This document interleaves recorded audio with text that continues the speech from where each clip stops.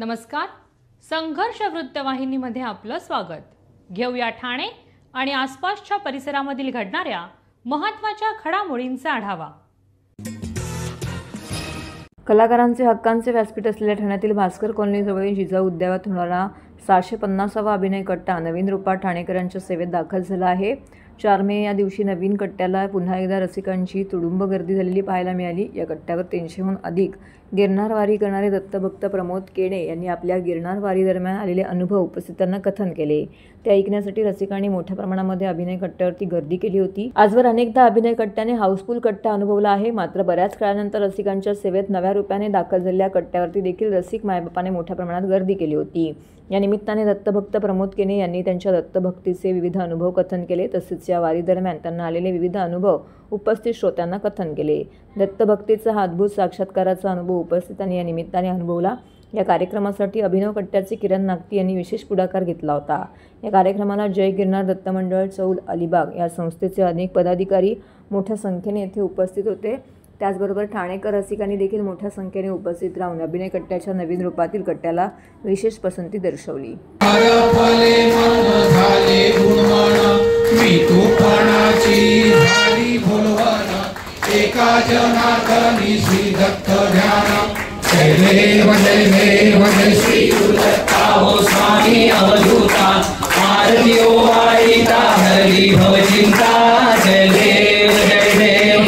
अवधूत चिंतन श्री गुरुदेव दत्त कृपया सज्ञतेचे श्वान विचार पायावर झुकले मला हे दत्त गुरु दिसले मला हे दत्त गुरु दिसले चरण शुभंकर फिरता तुमचे चरण शुभंकर फिरता तुम. अभिनय कट्ट्याचं बदललेलं स्वरूप आणि अभिनय कट्ट्याच्या नव्या लोगोचं अनावरण झालं आणि आजचा अभिनय कट्टा हा नव्या रूपात आपण सर्व प्रेक्षकांसाठी घेऊन आलो.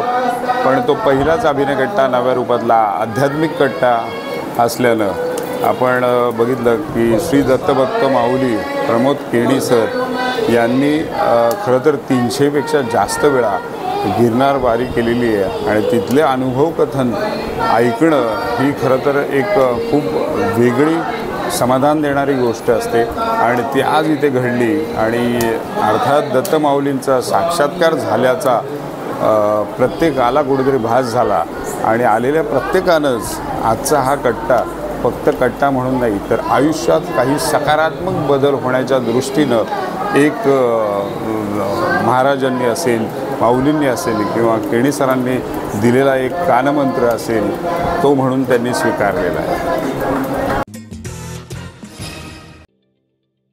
ठाणे महानगरपालिकेचे मालमत्ता कर म्हणजेच प्रॉपर्टी टॅक्स भरण्याचे आवाहन. सन 2022-23 या आर्थिक वर्षाचे मालमत्ता कराचे म्हणजेच प्रॉपर्टी टॅक्सचे बिल ठाणेकर करदात्यांना महापालिकेमार्फत आर्थिक वर्षाच्या सुरुवातीस म्हणजेच माहे एप्रिल 2022 मध्ये देण्यात आलेले आहे. तथापि अद्यापही काही करदात्यांनी मालमत्ता कर महापालिकेकडे जमा केलेला नाही. सध्या आर्थिक वर्षाचा अंतिम टप्पा सुरू झाला आहे. मालमत्ता कर वसुलीसाठी महापालिकेतर्फे कडक कारवाई हाती घेण्यात आली आहे. या अंतर्गत जंगम मालमत्ता, टीव्ही, फ्रीज, वाहन व इतर जप्त करणे तसेच स्थावर मालमत्ता वॉरंट बजावून जप्त करण्यात येत असून मालमत्तेचा जाहीर विक्रीद्वारे लिलाव करून कराची रक्कम वसूल करण्यात येत आहे. मालमत्तेस पाणी पुरवठा करण्यात येणारे नळ संयोजन खंडित करण्यात येत आहेत. त्याचप्रमाणे थकीत मालमत्ता करावर 2% व्याज आकारले जात असल्याने भरावयाची रक्कम वाढत आहे. आपला मालमत्ता कर propertytax.thanecity.gov.in या लिंकद्वारे तसंच गुगल पे, फोन पे, पेटीएम याद्वारे ऑनलाईन पद्धतीने करण्याची सुविधा उपलब्ध करून दिली आहे. शनिवार, रविवार व सार्वजनिक सुट्टीच्या दिवशी नागरिकांना मालमत्ता कर भरणे सोयीचे व्हावे याकरता महापालिकेचे मालमत्ता कर संलग्न कार्यालय या दिवशी कार्यान्वित ठेवण्यात आलेले आहे. तरी मालमत्ता कर वसुलीची अप्रिय कारवाई टाळण्याच्या दृष्टिकोनातून मालमत्ता कर भरून महापालिकेस सहकार्य करावे. धन्यवाद. उपमुख्यमंत्री एकनाथ शिंदे यांच्या संकल्पनेनुसार ठाणे महापालिका क्षेत्रातील येऊर परिसरात सर्वकष स्वच्छता मोहिमेचं आयोजन करण्यात आलं होतं. येऊरमधील बसस्थानक परिसरात स्वच्छता मोहीम राबवण्यात आली. उपायुक्त दिनेश तायडे, आरोग्य अधिकारी राणी शिंदे, सहाय्यक आयुक्त तनुजा रणदिवे यांसह महापालिकेचे कर्मचारी, परिसरातील नागरिक मोठ्या संख्येने येथे उपस्थित होते. येऊर येथील बसस्थानक परिसरात राबवण्यात आलेल्या स्वच्छता अभियानासाठी ठिकठिकाणी पडलेल्या प्लास्टिक बाटल्यांचा कचरा उचलण्यात आला.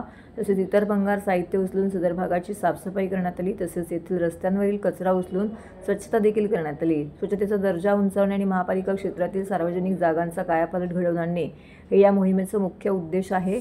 त्यानुसार विभागनिहाय पद्धतीने नियोजन करण्यात आले. त्यानुसार मनुष्यबळ आणि यंत्रसामग्री यांची उपलब्धता करण्यात आली, अशी माहिती घनकचरा व्यवस्थापक मनीष जोशी यांनी दिली. कामाच्या ठिकाणी निर्माण होणाऱ्या कचऱ्याचे वर्गीकरण करून ओला कचरा हा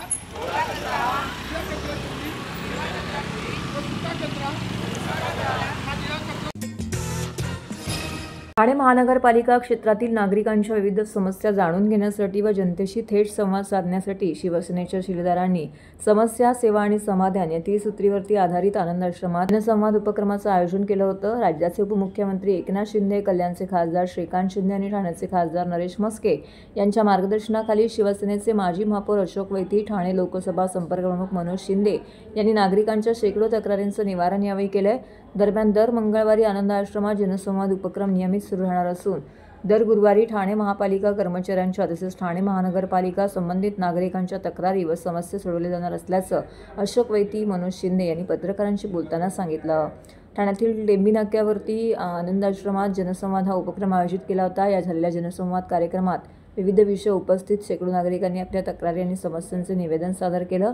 यावेळी माजी महापौर अशोक वैती, माजी ठाणे लोकसभा संपर्कप्रमुख मनोज शिंदे, माजी नगरसेवक जनार्दन खेतले, माजी नगरसेवक राजेंद्र साप्ते, ठाणे महानगरपालिकेचे निवृत्त अधिकारी रतन अवसर मोल तसेच पदाधिकारी श्रीमती रेखाताई मिरजकर यांसह अनेक पदाधिकारी येथे उपस्थित होते. त्याचबरोबर दुबई येथे झालेल्या पॉवर लिफ्टिंग स्पर्धेमध्ये 85 वजनी गटात ठाण्याच्या पल्लवी दामसे व श्वेता देशमाने या महिला खेळाडूंनी विशेष मेहनत घेऊन 2 सुवर्ण पदकं प्राप्त केली आहेत. उपमुख्यमंत्री नामदार एकनाथ शिंदे यांच्या मार्गदर्शनानुसार आनंदाश्रमात सुरू असलेल्या जनसंवाद उपक्रमामध्ये माजी महापौर अशोक वैती आणि ठाणे लोकसभा संपर्कप्रमुख मनोज शिंदे यांच्या हस्ते या खेळाडूंचा विशेष सन्मान करण्यात आला. या ठिकाणी लोकांच्या समस्या समाधान करेपर्यंत सोडवण्याची पूर्ण जबाबदारी आमचे पक्षप्रमुख महाराष्ट्राचे उपमुख्यमंत्री एकनाथराव शिंदे साहेबांनी आम्हाला दिली. ती या ठिकाणी अशोक वैती साहेब असू दे, साप्ते साहेब असू दे, गाडवे साहेब असू दे, गोलब साहेब असू दे, रेखा मिरजकर, अफसलमन साहेब, आमची शिंगारी ॲडव्होकेट मॅडम, पडवळ साहेब, रमाकांत, ही सर्व मंडळी आपल्या सोयीनुसार वेळेनुसार ही समस्या सोडवण्यासाठी सतत असतात.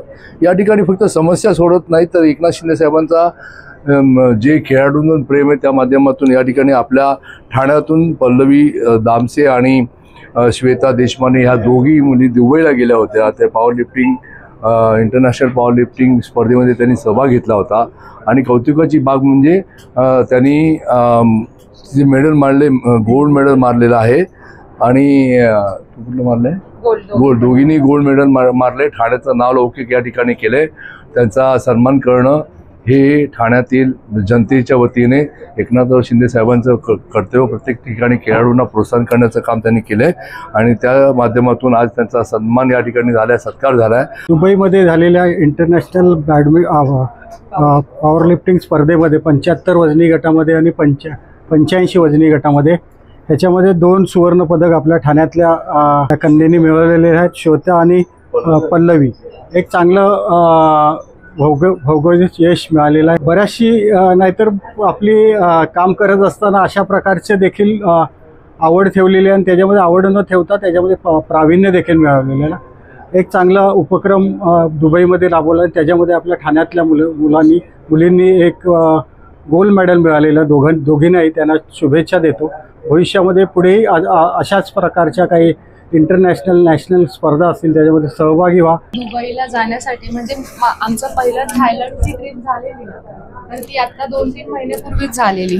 2-3 महिन्यापूर्वी झाल्यामुळेच माझं स्पॉन्सरशिपच्या बाबतीत थोडंसं आमचं हालाकीचं चालू होतं आणि लगेच हे दुसऱ्यामध्ये पण सिलेक्शन झालं.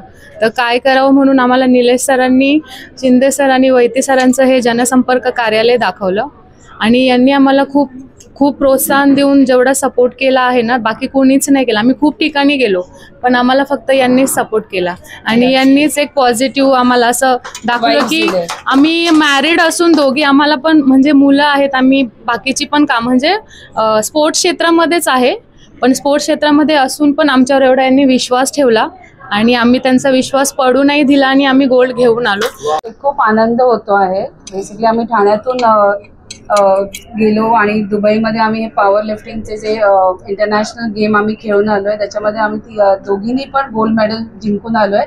तिन्ही गटामध्ये, जे स्कॉट, बेंच आणि डेडलिफ्ट आहे. एवढंच म्हणेन की असंच पुढे आम्हाला शिंदे साहेबांनी, वैती साहेबांनी आम्हाला असंच प्रोत्साहन द्यावं. आम्ही पुढे अजून भरपूर इंटरनॅशनल येणार आहेत, पुढे नॅशनल येणार आहेत, ज्याच्यामध्ये आम्ही भाग घेणारच आहेत. तर आम्ही फक्त एवढं सांगू, त्यांचे एक धन्यवाद करेन मी की त्यांनी आम्हाला खूप सपोर्ट केला, प्रोत्साहन केलं की जा तुम्ही पुढे, म्हणून त्यासाठी मी थँक्यू बोलतो.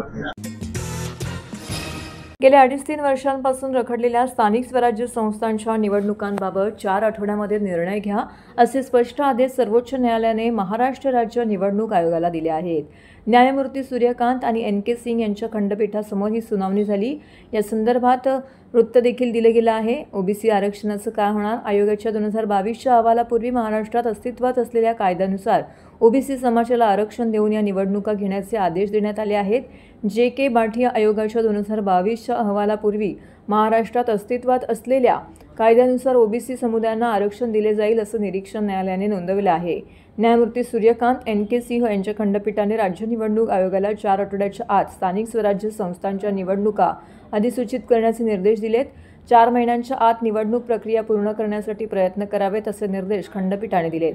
गरज पडल्यास निवडणूक आयोगाला मुदतवाढ मागण्याचे स्वातंत्र्य देण्यात आले आहे.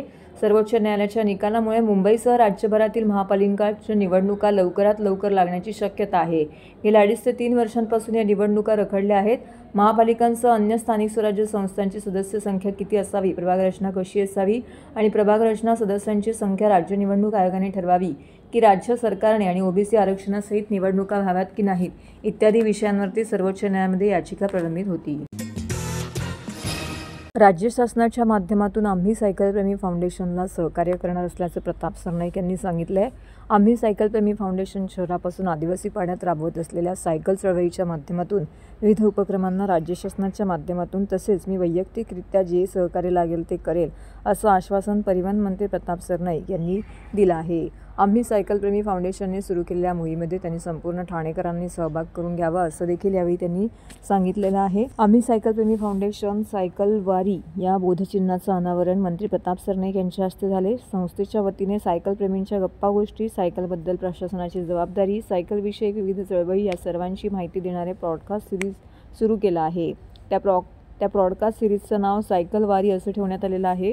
काल अनोख्या पद्धतीने या बोधचिन्हाचं अनावरण करण्यात आलं. सरनाईक यांनी म्हटलं की फाउंडेशनच्या अध्यक्षा प्रज्ञा म्हात्रे यांनी गेली 3 ते 4 वर्ष सातत्याने सायकलच्या माध्यमातून आरोग्यविषयक जनजागृती, पर्यावरण संवर्धन, समाज प्रबोधनासाठी उल्लेखनीय कार्य केलं आहे. सायकल वारी हे केवळ एक बोधचिन्ह नाही तर सायकल संस्कृतीला चालना देणारे प्रेरणादायी प्रतीक आहे.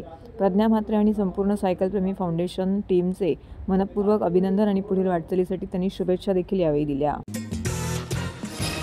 वर्तकनगर प्रभाग समिती अंतर्गत ठाणे महानगरपालिकेच्या योजनेअंतर्गत अडथळा ठरत असलेल्या बेकायदेशीर पत्त्यांचा क्लब बंद करण्याचे आदेश देऊनही ठाणे महानगरपालिका किंवा पोलीस प्रशासन याबाबत कारवाई करत नसल्याने याबाबत लवकर कारवाई करावी अशी मागणी ठाणे जिल्हा काँग्रेस अध्यक्ष विक्रांत चव्हाण यांनी केली आहे.